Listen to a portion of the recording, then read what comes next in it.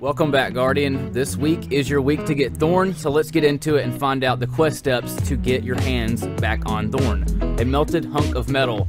So you're probably going to get prompted to do some kind of story mission or rally some kind of flag, but you need to go to the Tross land, and that is where you're going to proc the mission to start. You need to head to the salt mines, and able to do that, just follow the path that you see here. You go all the way to the transmat zone once you enter this kind of like factory looking area. Step on this transmat zone, and then it will spawn you to this location in the salt mines. Head up the hill all the way to the top. You'll see a blue wall where you can't go past, and then you're going to turn left once you get here. And there's a kind of a railing you hop on, just jump up in there. And that is how you get here. Something's going to be over here for you to probably hit a action button on to start the quest, basically. So do that, and let's head on to the next step.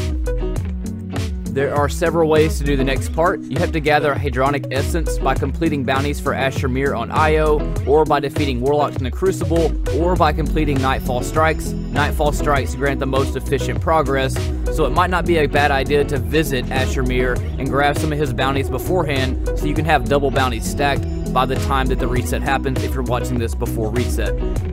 Once you finish gathering the hydronic essence, you're going to be proc to do the steel part of this, so it's going to be steel plating by completing bounties for Sloan on Titan, by defeating Titans in the Crucible, or by completing encounters at the Blind Well.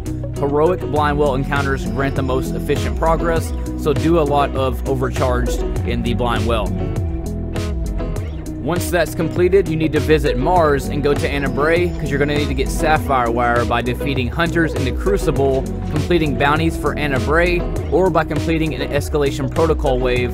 Escalation Protocol waves grant the most efficient progress in this, so might as well knock it out. Maybe get a couple of kilo shotties or whatever to delete to get also some parts as well. But go to Anna Bray, grab her bounties. Hopefully you get all this stuff before reset, but if not, it won't matter. It shouldn't be too much of a lengthy quest to do this.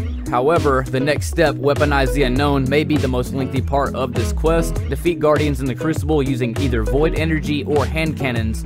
Precision streaks using Void hand cannons grant the most efficient progress. Your progress is multiplied by doing Iron Banner and Competitive in the Crucible playlist, so try to knock those out to get the most done. That way you can get it finished faster to get your hands on that tasty little Thorn.